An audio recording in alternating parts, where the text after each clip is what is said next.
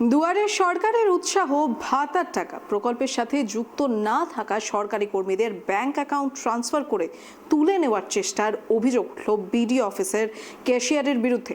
চাঞ্চল্যকর এই ঘটনাটি ঘটেছে শিলিগুড়ির খড়িবাড়ি এলাকায়। দুয়ারে সরকারের শিবিরে নিযুক্ত সরকারি কর্মীদের রাজ্য সরকারের তরফে অতিরিক্ত উৎসাহ ভাতা দেওয়া হয়। কর্মী পিছু সর্বোচ্চ 5,000 টাকা দেওয়া হয় এই প্রকল্পে। শিবিরে কাজ করা সরকারি কর্মীদের নামের তালিকা নোডাল অফিসার বড়বাবু বিডিও মারফত ট্রেজারিতে পাঠানো হয়, কিন্তু খড়িবাড়ি বিডিও অফিসে এসব নিয়মের তোয়াক্কা করা হয়নি বলেই অভিযোগ। অভিযুক্ত ক্যাশিয়ার সুনীল কেরকেট্টা ভুয়ো কর্মীদের অ্যাকাউন্টে টাকা ট্রান্সফারের কথা স্বীকার করেছেন। ঘটনার প্রেক্ষিতে বিডিও দীপ্তি শাহ উপযুক্ত পদক্ষেপের আশ্বাসও দিয়েছেন। हम लोग का मिस है, मैं जहाँ काम करती हूँ वहाँ की हम लोग का स्टाफ से मिस है। वो मिस ही हम लोग अकाउंट लेके दिए।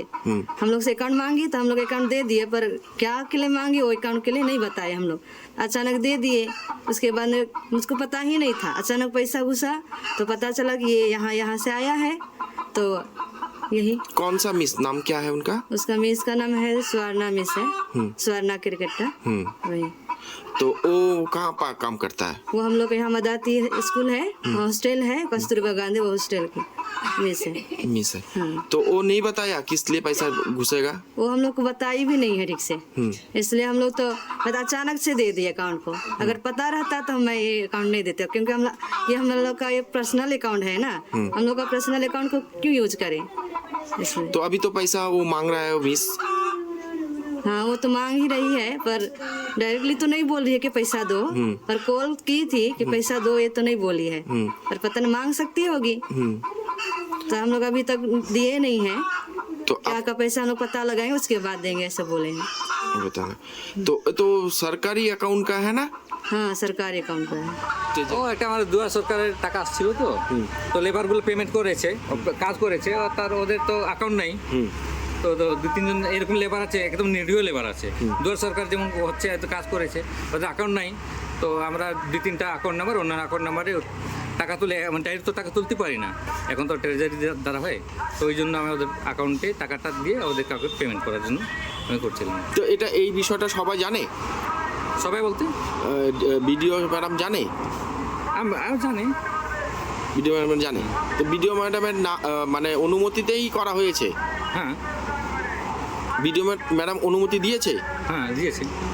উনি কি বলেছিলেন? উনি কি বলেছিলেন?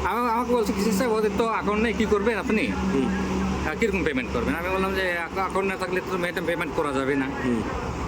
ও তাহলে একটা অন্য অ্যাকাউন্টে দিয়ে তুলে ওদেরকে অ্যাকাউন্টটা পেমেন্ট করে দিতে হবে ওদের, কী করবে।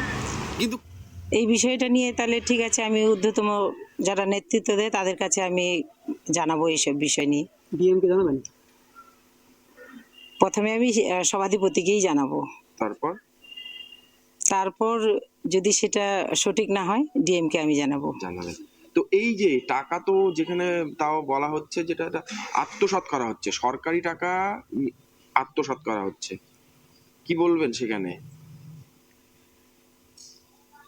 সেইটাই তো আমি আপনাদের মাধ্যমেই যেটা জানলাম, যে এই বিষয়টা নিয়ে আমার জানা নেই। যেটা প্রাপ্য টাকা যারা পাওয়ার তারাই পাক, আমরাও চাই। কিন্তু যদি এইভাবে এরকম যদি হয়ে থাকে তাহলে আমাদের সরকার কিন্তু কলঙ্কিত হচ্ছে। আমি চাই না যে এইভাবে টাকা মানে অন্যরা আত্মসাৎ করুক।